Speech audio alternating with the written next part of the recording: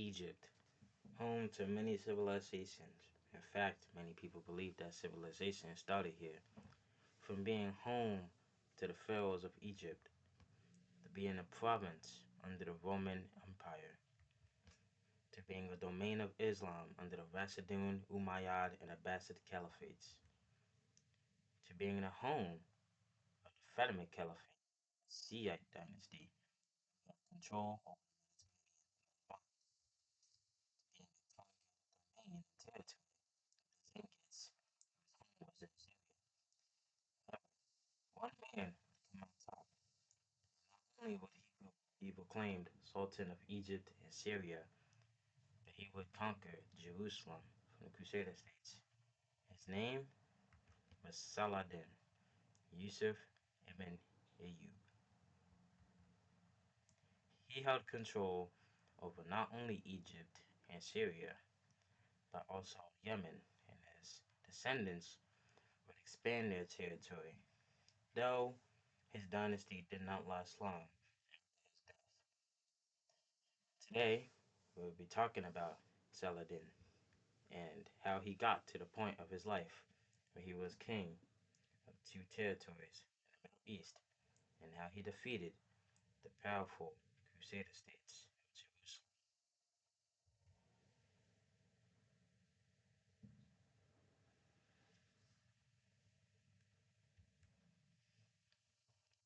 Saladin was born Yusuf ibn Ayyub in 1137.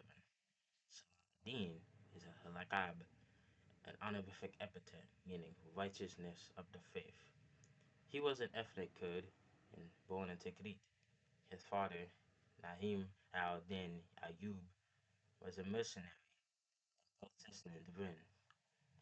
Saladin was a pious Muslim. In fact, he may have wanted a life of religion instead of a military life. He spoke many languages: Kurdish, Arabic, Hindu Turkish, and Persian. His career began under his uncle, who tutored him to become a commander. He accompanied Fatimid and Zengid commanders on expeditions and campaigns. He won the Battle of Al Babin, staging a retreat from the enemy. He captured Christian commander Hugh of Caesarea during the battle and held his own in the sieging of the city that he was sworn to protect.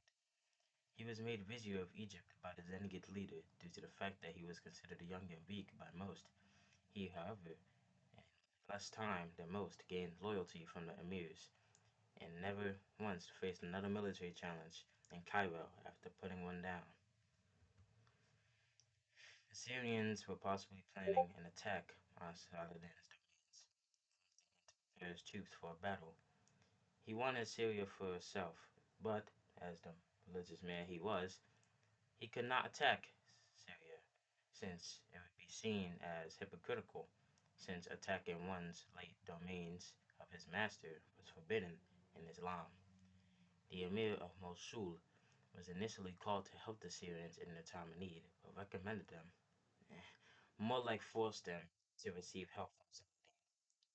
He heeded the call, arrived inside his homes in Syria before the gates of Damascus opened for him after a brief siege of the city. Having his brother Tukatin ibn Ayyub as governor of Damascus, Saladin proceeded to conquer the cities that belonged to the Zaydis but not those that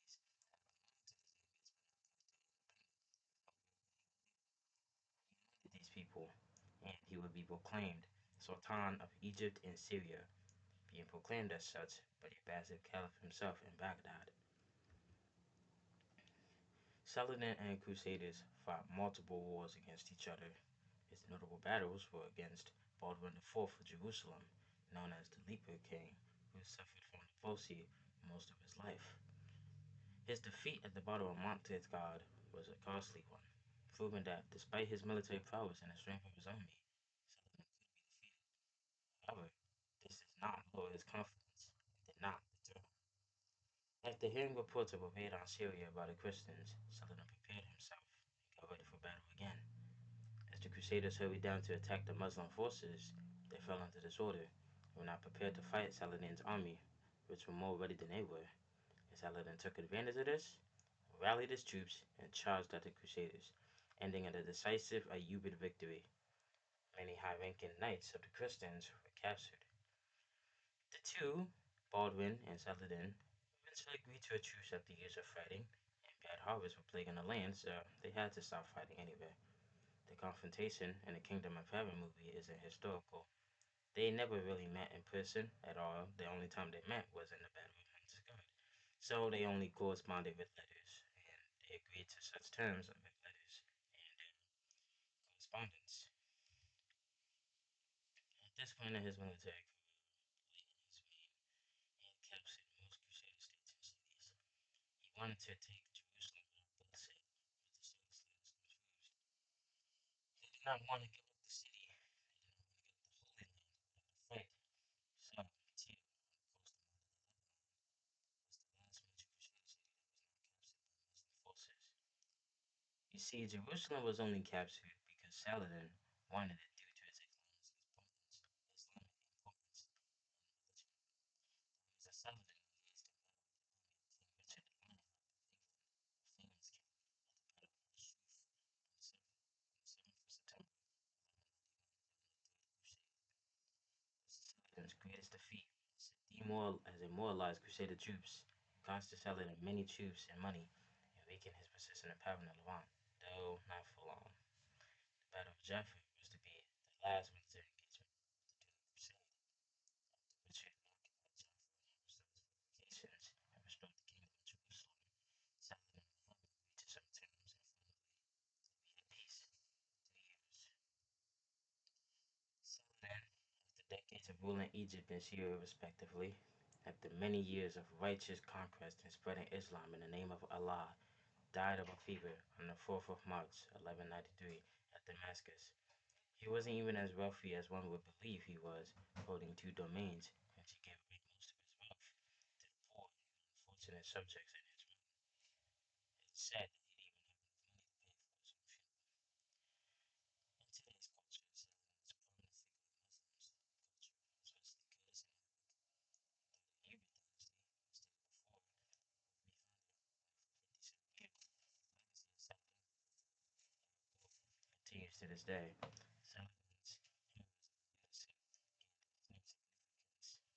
His legacy lives on, with its eagle of Saladin being the coat of arms of the United Arab Republic, Iraq, Libya, the state of Palestine, and Yemen.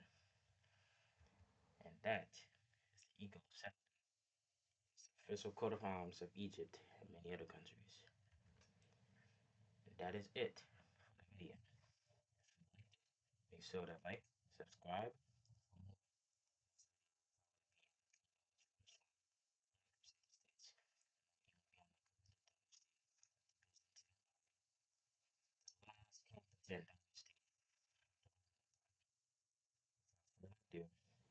Thank you for watching and see you in the next